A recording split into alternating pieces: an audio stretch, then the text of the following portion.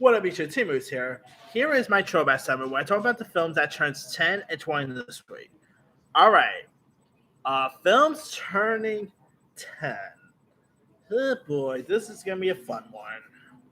A fun list right here. For any for anybody who remembers the 2011 film Jack and Jill, yes, that literally turns 10 years old this week. And by the way, congrats to Jack and Jill because if you guys don't know, that movie literally swept the Razzies. I mean, that thing, like Jack and Jill, literally just swept the whole category of the Razzies. It won for a worst actor, worst actress for Adam Sandler, by the way, because he played two parts. I believe Nick Swartzen actually won worst supporting actor, if I'm not mistaken. I can't remember the whole wins, but I admit, I'm unapologetically just gonna say this. All right, I would admit right now. I have a bit of a soft spot for Jack and Jill. You know, I mean, it's that good of a film. Okay, maybe not, but it's more of a guilty pleasure of mine. I admit I've always loved Adam Sandler. You know, whether it's like, I mean, the guy could do pretty much dramatic. We already seen that with Uncut Gems, Rain Over Me. And I actually don't mind his, and I actually do love his comedy, especially his old ones where you talk about, Billy Madison, Big Daddy and all. Then you get like to his like newer stuff and all. And Jack and Jill was, I mean, it's pretty cool. He at least turned around with That's My Boy, which I don't care what anyone says. That's My Boy is awesome. Okay, but anyway, now if you guys don't really know much about the story of Jack and Jill, it pretty much stars Adam Sandler, who plays like this ad executive, who pretty much dreads the holidays because of his twin sister Jill, also played by Sandler, because she's of course making a visit here, and Jack and his sister pretty much get off on the wrong foot here, and but actor Al Pacino, yes, literally, I kid you not, Al Pacino was in this. Yeah, or as he calls himself in this, Dunkachino. Yeah, I mean, if you ever want to see Al Pacino in the Dunkin' Donuts commercial, this is it, okay? Anyway, and so yeah, pretty much Al Pacino literally falls for Adam Sandler in a dress. Yeah, and pretty much Al Pacino says that he's not going to do anything unless he actually gets with Jack's sister. I mean, this movie is all over the place. You've got David Spade literally playing a woman in this as well, so there's that too. You also got Nick Swartzen, who I love. Nick Swartzen, he's always a given. You got Tim Mells was in this, Katie Holmes, and this is also even technically set in like the Happy Gilmore universe, by the way, because I kid you not, Alan Covert's homeless character. I always keep forgetting his name. Ole, I think his name is. But Alan Covert's character, who was like a homeless in Happy Gilmore, he's literally. Oh no, the character's name is Autumn. All right. He's actually featuring us, so yeah. I mean, it's always funny seeing where like past Sandler characters pop up in other Sandler movies. Whether it's Alan Covert playing 10 Second Tom and from 51st State, She Blended, or Carl Weathers' Chubb's character going from from Happy Gilmore to Lil Nicky. I always find that to be pretty funny. Shows that Adam Sandler movies are technically set in the same universe, But anyway. Yeah, I'm one of the rare folks who, it's not, like I said, it's not a good film or anything like that, but I sort of had some chuckles with this. So, yeah, it's more of a guilty pleasure of mine, okay? So, yeah, I know people's going to feel the same way, feel not the same way, but feel differently, but hey, it is what it is, All right. Other films that turns 10, we got Clint Eastwood's J. Edgar, which of course stars Leo DiCaprio as the head of FBI, J. Edgar Hoover. This, of course, stars the likes of Armie Hammer. Mm-hmm. You also got Naomi Watts was in this. It's not a bad little film,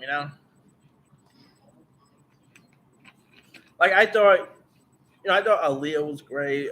Clint Eastwood did a decent job. So, not a bad film here. All right. We also got Immortals, which, by the way, is probably one of the most underrated, underappreciated fantasy movies there is. This film, of course, stars Henry Cavill because before he became a hot tomato as Superman and all. You also had like Mickey Rourke was also in this.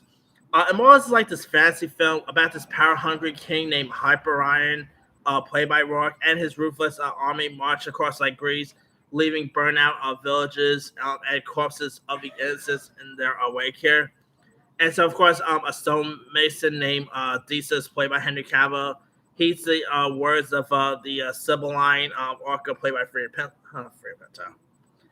who of course convinces him to that he is the key to stopping the bloodthirsty king here. Not a bad little flick. I mean, it is definitely pretty fun. Henry Cavill was at this is actually the movie probably I maybe become a fan of Henry Cavill like before Man of Steel fame. Mickey Rourke playing the villain. That's okay.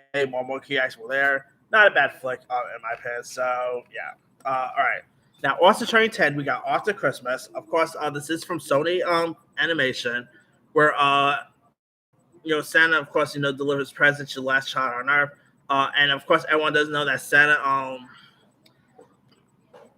pretty much has like a young son named Arthur, voiced by James McAvoy, who has to deliver presents to the forgotten before Christmas morning dawns.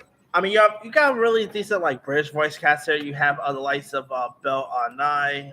Who else was in this? Let me remember who else is in this film. After Christmas cast. I know James McAvoy, of course, voices the entire role. You also had Hugh Laurie. You had Bill Nye voicing Santa Claus of all people. You had Sarah Smith was also in this. Laura Linney, Ava Longoria. You had some really decent. You had Jim Broadbent was also in this. Really decent cast. Like probably one of the most underrated, underappreciated animated movies in recent years. Is it like a great film? Maybe not, but it is pretty cute. It's charming, great animation style. Maybe one of the most underrated, underappreciated animated films in recent years, or underrated Christmas films in recent years. So yeah. All right. Also turning 20, turning 20 here. We got the Farrelly Brothers directed film Shallow Hal. Now, this is a film that stars Jack Black, who plays the role of Hal, who is taking his father's advice, where he only dates embodiment a female physical perfection here, and here he has a. But of course, that all changes as Hal has an unexpected run-in with self-help guru Tony Robbins of all people. And he pretty much intrigued by Hal's shallowness. Robbins hypnotized him into seeing the beauty that exists even the least physically unappealing women. So of course he actually literally falls for Gwyneth Paltrow's character, who's actually pretty chubby in this one, and she actually wears like a fat suit in this. You also had Jason Alexander, Brooke Burns was also in this. Very funny little comedy, by the way. I mean, this movie definitely doesn't really get talked about a whole lot. Probably because some of the subject matters is it like this movie probably won't. It's literally a film that probably won't get made today, to be honest with you. But hey, Shallow Hal is pretty funny in my opinion.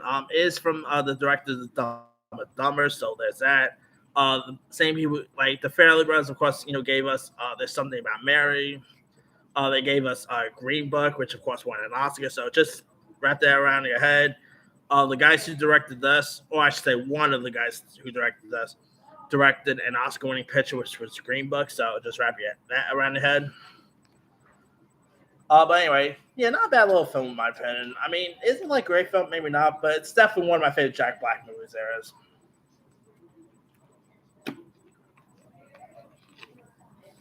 Alright. Now, other films turning 20, we got the movie Heist with Gene Hackman, which is all right, guys. You had that, of course, had the likes of Gene Hackman, Danny DeVito, Delroy Lindo. You also have King of the Jungle, which stars John Leguizamo, who plays this impaired New Yorker who becomes enraged and violent after the murder of his mother here. I mean, John Leguizamo, he doesn't really do much action movies as you expect. Obviously he's no Bruce Willis, he's no Arnold or anything like that. But I'd love to see him do more action movies like this. I mean, the guy has some rage, and I thought he was great in King of the Jungle. He definitely plays part really well. You also had Michael Rappaport was also in this too, so cool there as well. Really nice little action film. You guys haven't seen it, but anyway, let me lead you guys. Which of these films stand out to you the most? The 10-year one, I'm probably going to go with. Most people probably be like, yeah, he's probably going to pick Jack and Jill, right? Because it's Adam Sandler. Nope, the one that says I should be eating the most is actually After Christmas. That movie is that's definitely the best out of the 10-year one. And the 20-year one, I'm going to go with Shallow Hal. That movie is really hilarious. Anyway, drop comments below. Don't forget to like, subscribe, hit that bell for notification. This is Simbu signing out.